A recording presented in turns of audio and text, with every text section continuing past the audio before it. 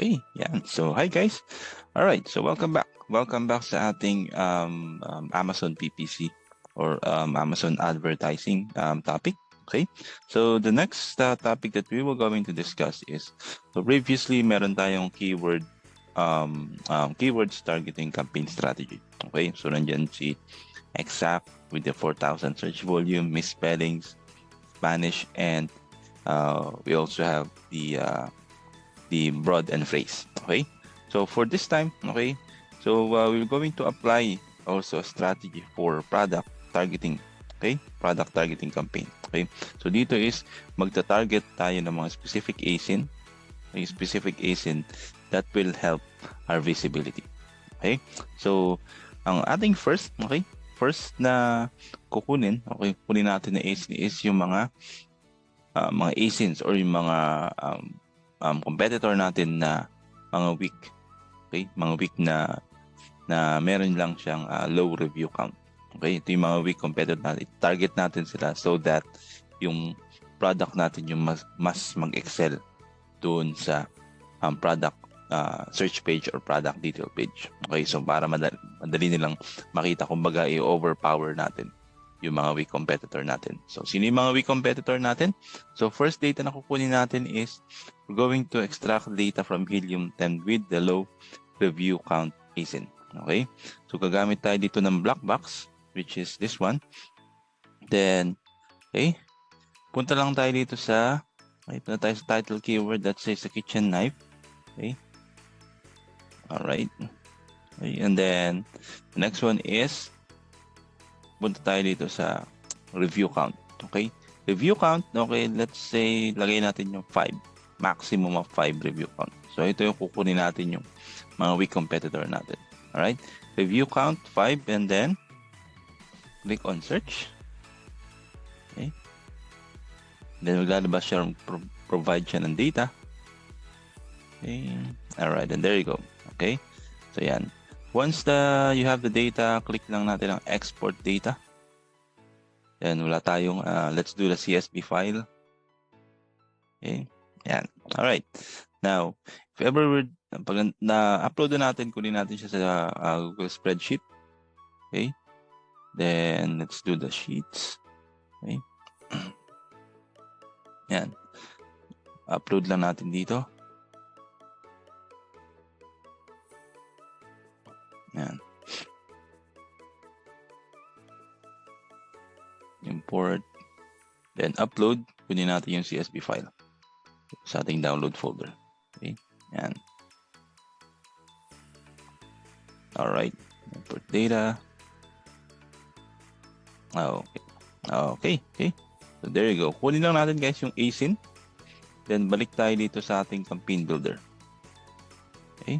Campaign builder, and then this one is manual ASIN. Yan, tama na yan. Then whatever the product, okay. Then manual targeting, product targeting, then individual products. Okay, individual product. Then go to enter list. Make sure that let's do the exact. Okay, and exact. Then lagay natin yung ASIN dito. Yan. Okay. Alright. Okay. So, dito pwede natin siyang pangalanan. Okay. ASIN review. Yan. Para alam natin na review count. Okay. Yan. Alright. Then, let's add those ASIN. So, ito yung mga weak. So, let's say 50 lang ang ating bid. So, ito yung mga weak competitors natin. Yan. So, as you can see, na-target natin sila. Okay. And then, if you want to exclude product, so, pwede nyo siyang ilagay. Then, fixed bid again, guys. Okay? And dito is ASIN review. Yan. So, para alam natin na yung review count yung ating data dito. Okay? Then, the end date, then the daily budget, and then you can launch the campaign. Okay? So, that's your first strategy. Low review count ASIN. Okay? So, reset natin to. Let's launch another. So, dito naman is lagay natin is rating. Okay? So, targetin naman natin dito guys is yung mga mabababang review rating. Okay, so balik tayo sa black box. Edit lang natin yung filter. Okay, same title ng keywords. Okay, gagawin lang natin dito is kukunin natin yung mga mabababa na review rating. So dito kung maximum 5 sa review rating, lagay natin is 3.99. Yan naman. Okay, then apply filters. Okay. Okay, and then export as CSV. Okay, then balik tayo sa Google Sheet. Export ulit natin siya. Okay, so ito naman ang target naman natin is yung mga mabababang review rating. Okay, yan. Put natin.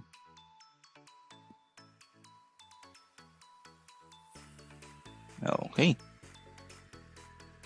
There you go. Alright, so kunin natin yung ASIN. Then let's go back to Ads Console. Okay, ASIN rating and then remove natin to. Okay, so this is the second campaign strategy. Okay, yan. Alright, so exact. Okay, and then fixed bid. Alright, and yan. ASIN rating. Okay, daily budget, you can set also the end date and then you can launch campaign. That's the review rating, low review rating target.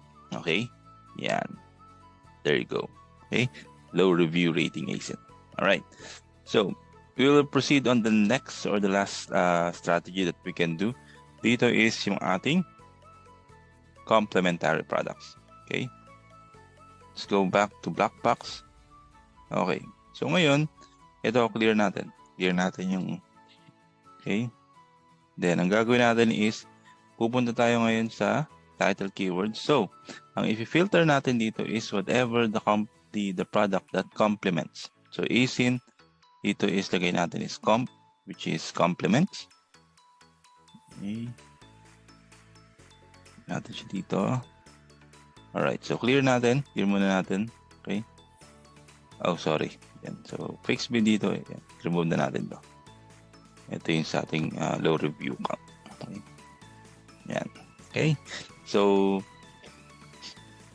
balik tayo dito sa complementary. So, lalagay naman natin is, okay, lagay naman natin is yung mga complementary. So, ano ba yung complementary ng aking product? So, let's say yung kitchen knife, complementary niya. So, hindi ka hindi mo magagamit na maayos ang kitchen knife pag wala ka nito. Chopping board, okay. Kunin natin siya. Use the best complementary. Then, CSV. There you go. Okay. Tayo sa sheets. Okay. Upload lang natin. Okay. Import, upload. Yan. Okay. We do have na yung ating complementary product. Okay. Yan. Kukunin lang natin yung ASIN na to and then babalik tayo sa Ad Console. Yan. ASIN. Okay. There you go. Okay. So we have the one complementary. Okay. So, pwede pa tayong tumarget dito, guys. Okay? If ever na, let's say, meron pang relevant na complementary, which is, let's say, kitchen knife holder. Another complementary. Yan. Okay? So, ganun lang din. So, make sure na i-download nyo, extract nyo yung data, and then, pag nakuha nyo na sa spreadsheet yung ASIN, balik lang tayo sa Ad Console. Then, i-add natin sila dito. Okay? I suggest 1, 2, 3. Yan, 3 complementary will do. Then, target lang natin sila. Whatever the aggression ng client natin, then add natin sa target. Okay? So, ayan. Target natin sila. Alright? Okay? Then, fixed bid. Then, whatever the end date and then the daily budget. Okay? Yan. So, advantage nito is, yun nga, ma-overpower natin yung ating mga weak competitor and then mako-complement naman natin yung ating mga complementary products. Okay? So that's how you do, or that's gonna be your product targeting campaign strategy. All right. So okay, that's the end of the topic. And if you have any further question, please write it down, park it down, and I'll see you in the live session. Thank you. Have a good one.